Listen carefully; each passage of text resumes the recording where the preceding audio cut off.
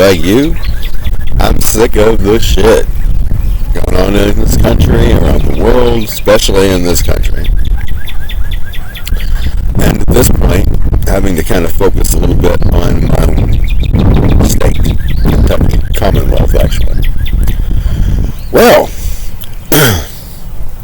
I've told you guys before what company I work for, but considering that, let's just say it's a big gasoline selling chain, things are not going good. I mean, there are days when business is busier than others, but there are some things going on that I feel like you need to know about.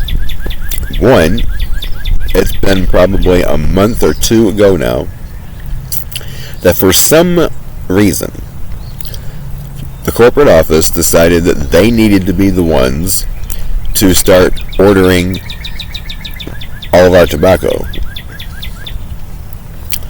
But they do a shit poor job because we run out of our best sellers every time we get a truck. And yesterday was not the first time that we only got 2 boxes of cartons of cigarettes. 2 boxes. And we're talking boxes that are just maybe about 1/3 bigger than a milk crate. That's all we got. Is this what they're ordering? Or is there some reason why when I look at the invoices it says, and what was it that it said when I looked at that? It didn't say out of stock. Oh, I don't remember. It's been several weeks ago that I looked at it, but there was some reason for why they couldn't seem to get them from the manufacturers or whoever it was, distributor. Why? Are they having a lot of their machines break down and they can't get parts to get them replaced? I don't know. Doesn't make sense because some weeks we'll get at least a decent amount and we won't run out of all of our major brands. But after the truck we got yesterday, we're going to be out of Newports, Marlboros, definitely both those, and well, we'll be okay on Pall Malls, maybe on Lucky's and Camel Crush, but yeah, Newport and Marlboro, we're going to be completely out before we get that next truck on Friday. What's going to happen Friday? I don't know. I don't know what to expect from one truck to the next. I can tell you is that I don't believe that we're going to have enough to last from Friday till we get another truck Tuesday. Likely, I'm thinking, if we even still have enough to last until Sunday, which is doubtful, we're definitely going to be out of our best-selling brands by Sunday and then have none all of Monday until we get a truck Tuesday. This happens just about every time we get a truck now. Maybe it's because the I don't know, parts needed for faulty equipment can't get because it's all on backlog, back order. I don't know. That's the only thing I can come up with that makes any sense. But I really don't know for sure. I want to let you know also that my boss is being basically pretty much harassed by corporate about labor hours. And I don't know if I mentioned this before or not, but I'm going to tell you, the slowdown that we're seeing in business all over the country, under normal circumstances, yes, I would agree. It would be a seasonal thing because business does slow down after Christmas until people start getting their tax returns in. That's another thing going on. People are not getting their tax returns. So that's probably got a little something to do with it. But it also is the fact that people are not spending because they simply just don't have the money to spend. That's just the way it is. Now, listen to this. If you don't think that the shit is hitting the fan, listen to this. Well, let me finish with my boss first. He told me that the hours are coming from, that they're telling him he's over. Coming from two specific people. So the only logical explanation, there's only two things. I've told him more than once since he told me about this. There's only two things you can do. One is cut everybody's hours back to the point that you're not going over anymore. That's the first thing I would do if I didn't want to fire anybody or tell them that I can't keep them. And if you aren't going to do that for whatever your reasons, then you're going to have to just eliminate two people from the payroll altogether. That's the only choices I can see that he has, as hard as they are coming down on him about this. And even after decreasing the hours kind of significantly, he said he's still 25 hours over. And he's thinking, they're not going to say anything about that. Trust me. They will have something to say about that. And he's already gotten wrote up once for labor hours. None of us have to get written up more than 3 times before we're out the door.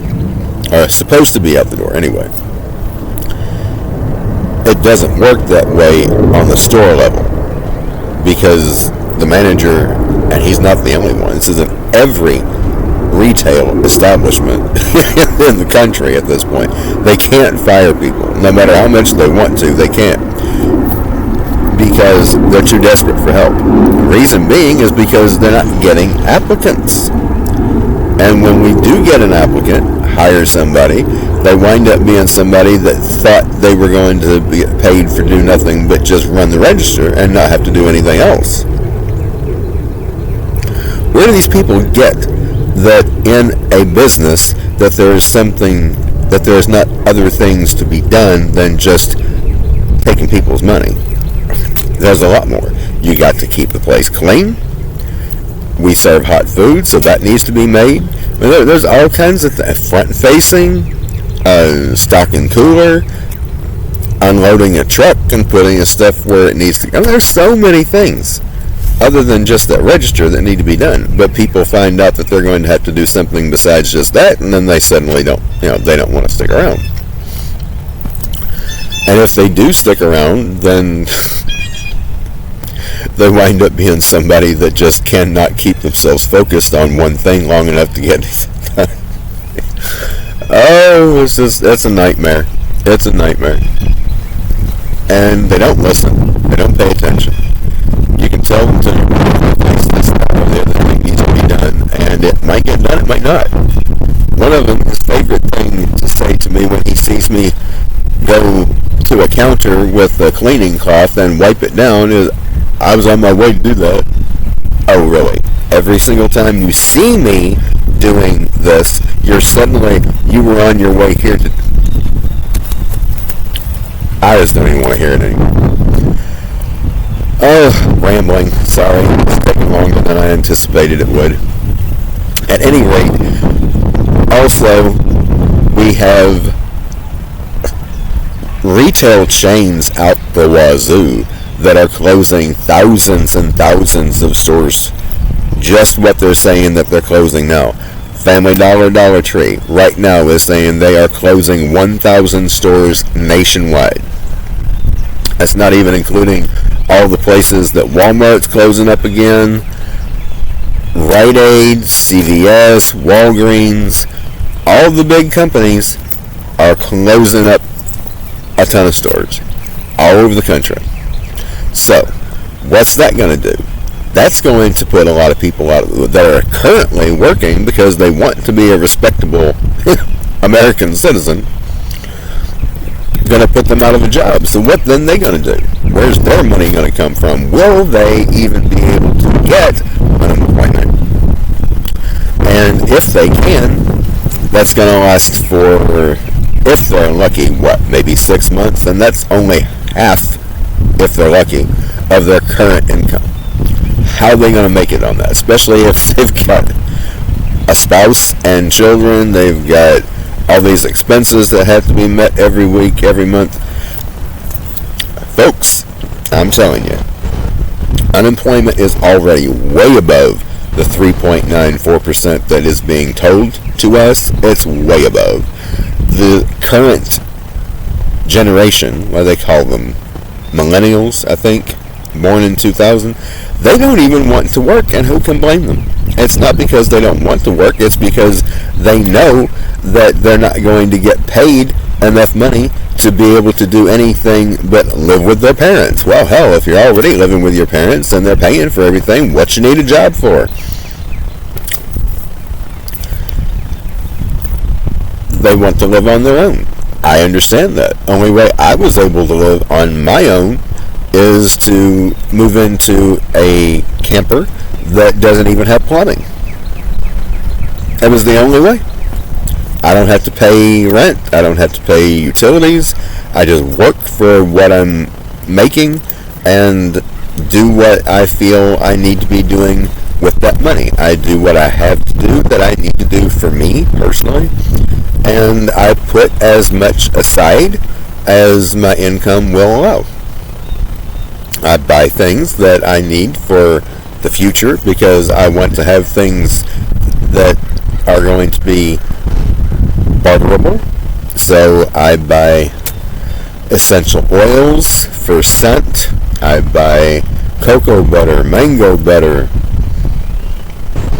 shea butter, beeswax, coconut oil, various different types of oils. I make my own soaps. I make my own shampoo.